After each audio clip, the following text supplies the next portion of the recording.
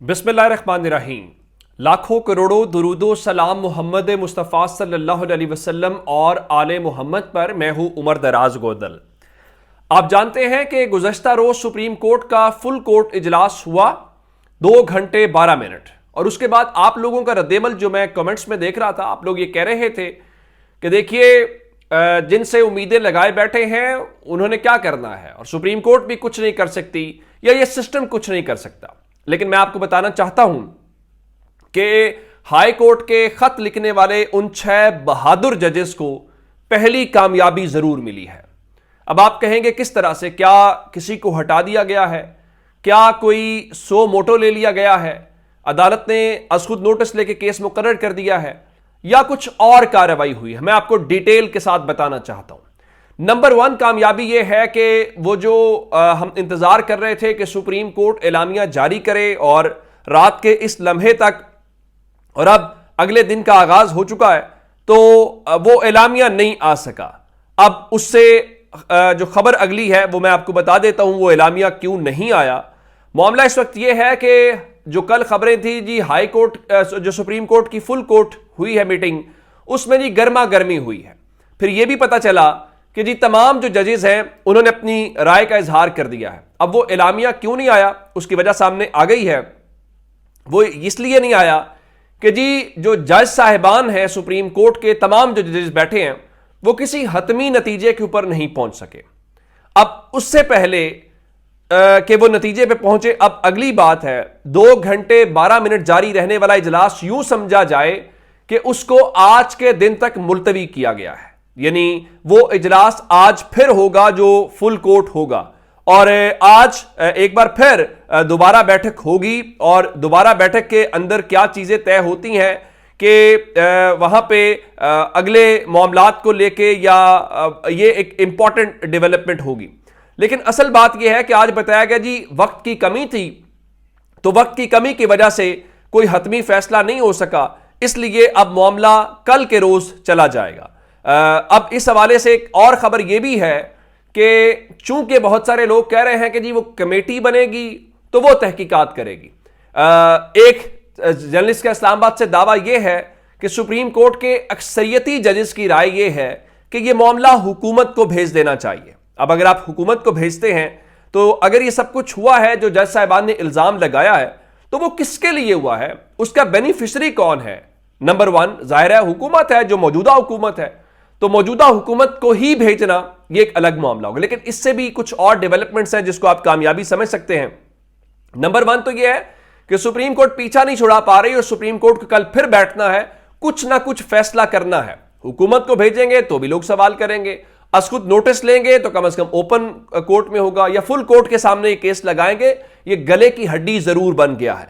अब number 2 development मैं आपको बता देता हूं।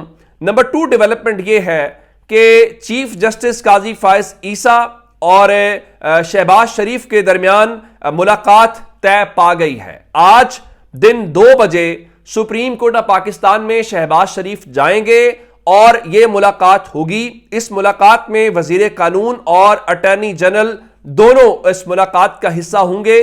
बताया यह गया है कि आज फुल कोर्ट से पहले अटॉर्नी जनरल और वजीर कानून मिले थे शहबाज शरीफ से, जो कल जो फुल कोर्ट की मीटिंग थी, और उस मुलाकात में वजीर कानून ने दरखास्त की थी इस मुलाकात की, और शहबाज शरीफ उनसे मिलना चाहते हैं।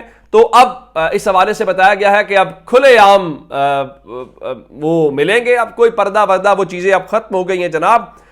कुछ बताया गया जी कुछ अहम जो दीगर मामलात हैं, जो टैक्सेस के मामलात हैं, उसके ऊपर जी जल्द फैसलों की दरखास्त करेंगे। वो खुसूसी ट्राइब्यूनल या बेंचेस कायम करने की दरखास्त करेंगे। सबको पता है कि ये मुलाकात क्यों हो रही है, इस मुलाकात के हवाले से क्या कुछ है। लेकिन मैं आपको एक बात और बता देता हूं।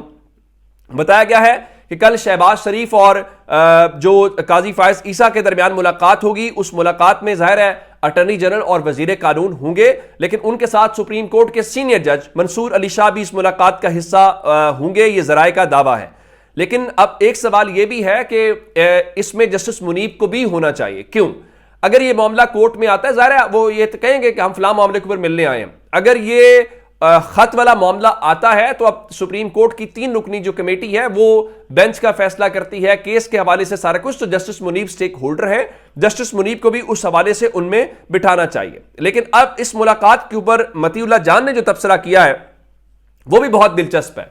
जिस तरह मैंने आपको कहा कि ये हुकूमत बेनिफिशरी है सारे मामले की, ये जो सारा कुछ हुआ है जो इस्लामाबाद हाई कोर्ट के जजेस ने कहा है, तो मतीउल्लाह जान जिनकी काजी फायज ईसा खुद तारीफ करते हैं कि वो बड़े गैर जानिबदार जर्नलिस्ट हैं, तो वो कहते हैं जी ऐसे में एक चीफ जस्टिस का वजीर आजम से मुलाकात करना ऐसे ही है जैसे जज मुलजिम के साथ चैम्बर में मुलाकात करे, चूंकि हुकूमत को जवाब देना है। और लेकिन हुकूमत से मुलाकात का क्या मतलब है ये आप बता सकते हैं। अच्छा, दूसरा एक और डेवलपमेंट जो बताई गई है वो ये है कि जराए ये बता रहे हैं कि कल चूंकि ये मुलाकात काजी फायज ईसा और शहबाज शरीफ के दरमियान 2 बजे सुप्रीम कोर्ट में होनी है। दूसरा, कल वजीर आजम हाउस के अंदर भी 2 इंपॉर्टेंट पर्सनैलिटीज जो हैं वो शहबाज शरीफ से मुमकिना तौर पर मुलाकात करेंगे। और इस सिलसिले में इस्लामाबाद के मुख्तलिफ सहाफियों का दावा है कि आर्मी चीफ और DGISI की आज शहबाज शरीफ के साथ मुलाकात होगी।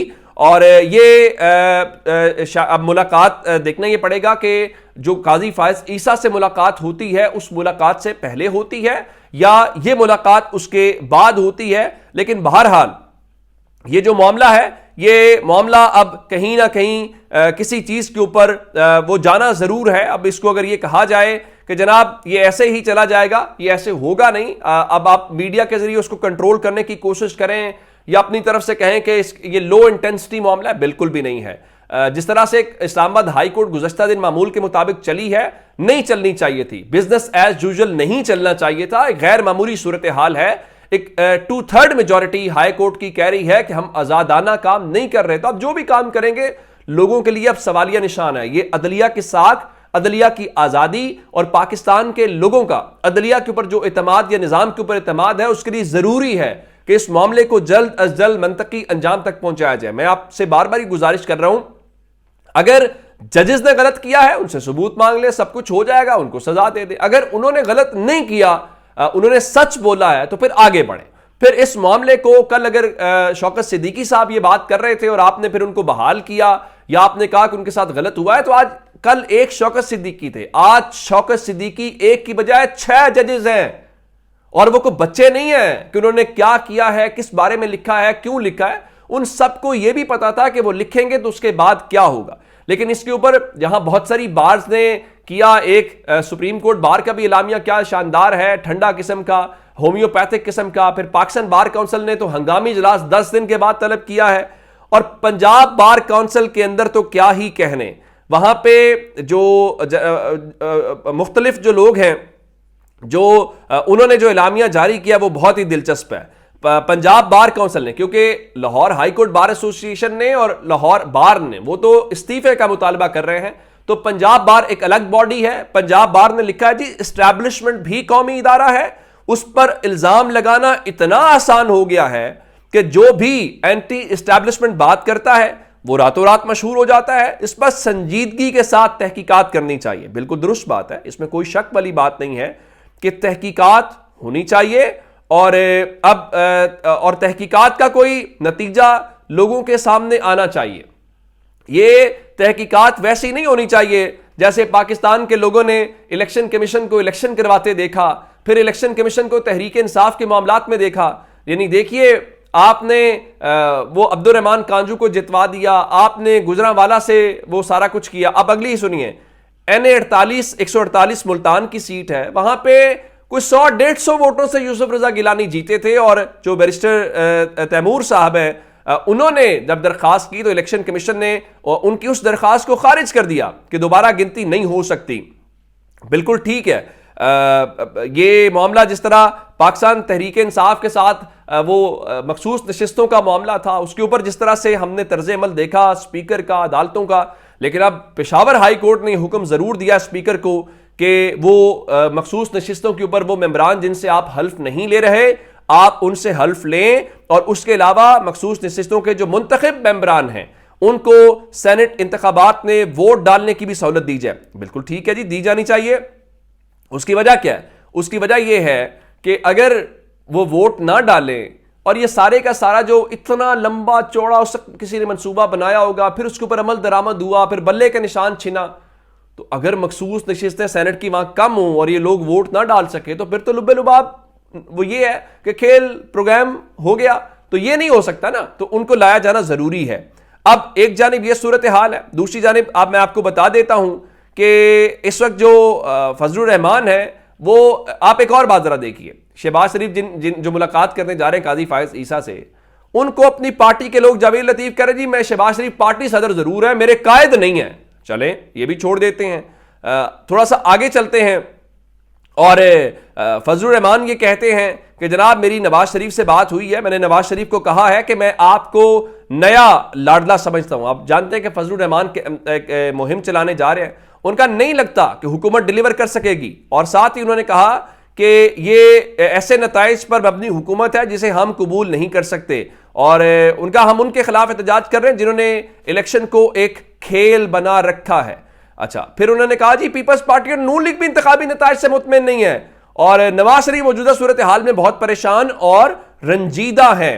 और उसके बाद जावेद लतीफ कहते हैं जी उनकी पार्टी में अक्सरियत की राय थी कि तहरीक इंसाफ को हुकूमत बनाने का मौका देना चाहिए, जो गैर मुंतखब लोग हुकूमत में आए हैं उसका नतीजा अच्छा नहीं होगा। अब गैर मुंतखब से क्या मुराद है, यानी वो क्या दावा कर रहे हैं कि मोहसिन नकवी की बात कर रहे हैं? मैं आपको बता देता हूं, पंजाब से गुज़श्ता रोज जनरल नशिस्तों के ऊपर 7 सेनेटर बिला मुकाबला मुंतखब हो गए थे। उसमें हामिद खान थे सुन्नी इत्तेहाद कौंसिल तहरीक इंसाफ के, मोहसिन नकवी आपको पता है किस कोटे पे आए हैं? मुस्लिम लीग नून के कोटे के ऊपर आए हैं। आहद चीमा, परवेज रशीद, तलाल चौधरी, नासिर भट्ट और अल्लामा राजा नासिर अब्बास सेनेट के मेंबर्स बन गए। और तो और छोड़िए जनाब, जहां पे मोहसिन नकवी सेनेटर बने हों वहां अनवारुल हक काकड़ पीछे कैसे रह सकते हैं? तो अनवारुल हक काकड़ भी सेनेटर मुंतखब हो गए हैं। और जाते जाते आपको एक और खबर दे देते हैं, बताया जाता है जी नवाज शरीफ जो है वो आखिरी 10 दिन रमजान के सऊदी अरब में आमतौर पर गुजारते हैं। इस बार ऐसी क्या गैर मामूली सूरत हाल है, बताया गया जी वो अपनी रिवायत से इनहिराफ करते हुए उम्रे के लिए नहीं जाएंगे और लंदन भी नहीं जाएंगे, और इस बार वो सेनेट इंतखाब में वोट डालेंगे। जो पहले ऐलान किया गया था कि वो सऊदी अरब जाएंगे और सऊदी अरब से वो लंदन जाएंगे, उसके बाद पाकिस्तान आएंगे, तो अचानक मियां साहब ने कहा नहीं नहीं मुझे अब मजीद जिला वतनी कबूल नहीं करनी, मैं पाकिस्तान के अंदर ही रहूंगा। ये अब तक की अपडेट्स से अपना बहुत सारा ख्याल रखिएगा। खुदा हाफिज।